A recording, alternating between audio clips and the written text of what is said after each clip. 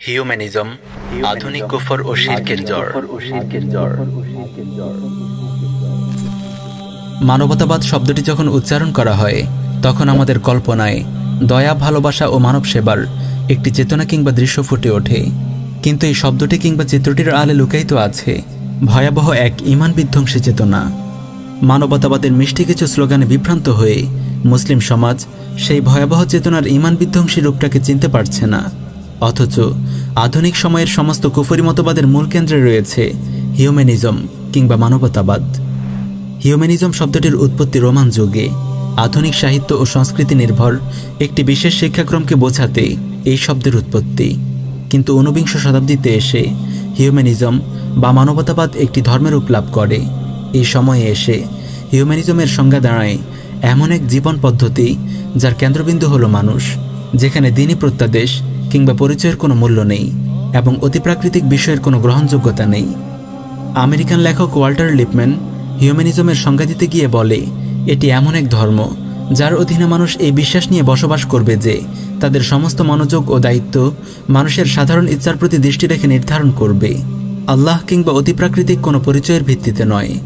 উক্ত সংজ্ঞার আলোকে বলা যায়, ইউরোপের এনলাইটেনমেন্ট আন্দোলন থেকে তৈরি হওয়া হিউম্যানিজম ইসলামের কালিমা লা ইলাহা ইল্লাল্লাহ তথা আল্লাহ ছাড়া কোনো ইলাহ নেই এই কালামাকে অস্বীকার করে এবং আল্লাহর জায়গায় মানুষকে প্রতিস্থাপন করে। হিউম্যানিজমের কালিমা হলো লা ইলাহা ইল্লাল ইনসান, অর্থাৎ মানুষ ছাড়া কোনো ইলাহ নেই। হিউম্যানিজম যে হিউম্যান কিংবা মানুষকে আল্লাহর স্থানে প্রতিস্থাপন করে সে নিছক কোনো মানব সত্তা নয়, সে নিজেকে স্বয়ংসম্পূর্ণ, পূর্ণ স্বাধীন ও অমুখাপেক্ষী মনে করে। হিউম্যানিজমের কাছে মানুষ নিছক কোনো আকৃতিগত কোনো বিষয় নয়, বরং তা হচ্ছে একটি দর্শন, যে দর্শন নিজেকে স্রষ্টা কিংবা দিনী কর্তৃত্ব থেকে দায়মুক্ত মনে করে এবং নিজেকে স্রষ্টা হিসেবে দাবি করে। হিউম্যানিজম কিংবা মানবতাবাদের সবচেয়ে বড় সমস্যা হলো সে মানবাচরণকে মূল্যায়নের জায়গা থেকে দিনকে বিদায় করে দেয়। আমাদের সবচেয়ে বড় পরিচয় আমরা মানুষ, আগে মানুষ তারপর ধর্ম। মানবতাই সবচেয়ে বড় ধর্ম, সকল ধর্মের চেয়ে মানুষ বড়, মানুষই শ্রেষ্ঠ ধর্ম, সবার উপরে মানুষ সত্য, তাহার উপরে নাই। এই সবগুলোই হিউম্যানিজম তথা মানবতাবাদের মুখরোচক স্লোগান।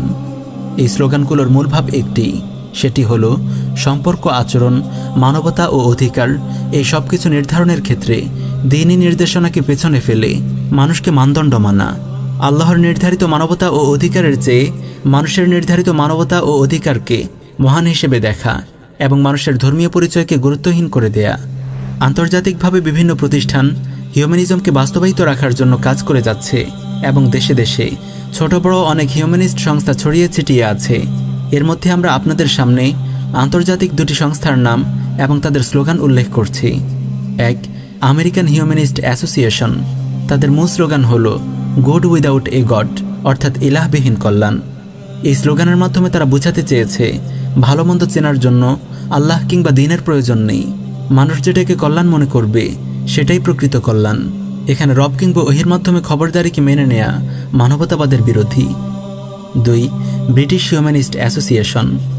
এই সংস্থাটির মূল স্লোগান হল for the one life we have, অর্থাৎ এক জীবনের জন্যই আমরা বেঁচে আছি।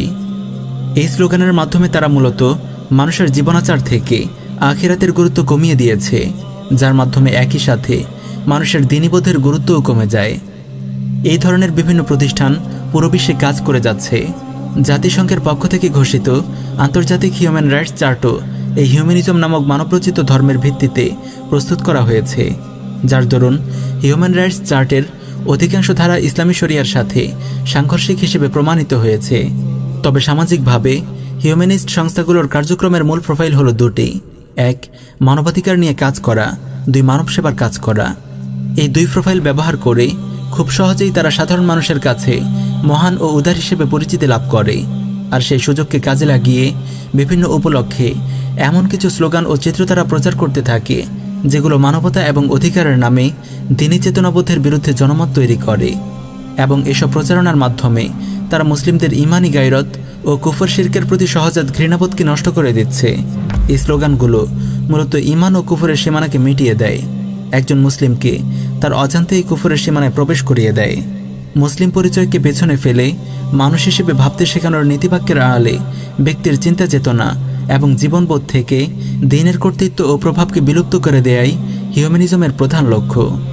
প্রিয় মুসলিম উম্মাহ, মহান আল্লাহ তাআলা আমাদেরকে তার ইবাদত ও দাসত্বের জন্য সৃষ্টি করেছেন। এজন্য আল্লাহর বান্দা হিসেবে আমাদের সবচেয়ে বড় পরিচয় হলো আমরা মুসলিম। আল্লাহর দেয়া শরীয়ত পালন এবং তা জমিনে প্রতিষ্ঠার জন্য তিনি আমাদেরকে প্রেরণ করেছেন। সুতরাং আমরা দ্বীনের জন্য এবং দ্বীন আমাদের দুনিয়া ও আখিরাতের কল্যাণ সাধনের জন্য, ফলে ঈমান এবং দ্বীনী পরিচয়টাই আমাদের কাছে সবচেয়ে বেশি গুরুত্বপূর্ণ। হিউম্যানিজমের অবাধ প্রচারণায় আমরা আমাদের দ্বীনী পরিচয় নিয়ে হীনমন্যতায় ভুগতে পারি না এবং এই পরিচয়ের ঊর্ধ্বে আর কোনো পরিচয়কে স্থান দিতে পারি না। মুসলিম হিসেবে আমাদেরকে বিশ্বাস করতে হবে আমাদের মানবতা ও অধিকারের কনসেপ্ট মহান আল্লাহ তাআলার পক্ষ থেকে নির্ধারিত। তিনি যেটাকে অধিকার বলবেন সেটাকে আমরা অধিকার হিসেবে স্বীকৃতি দেব।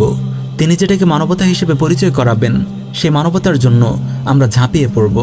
কিন্তু অধিকার ও মানবতার যেই কনসেপ্ট আমাদের দ্বীনী পরিচয় ও কর্তৃত্বকে নষ্ট করে দিতে চায়, সেটাকে আমাদের ঘৃণা করে প্রত্যাখ্যান করতে হবে।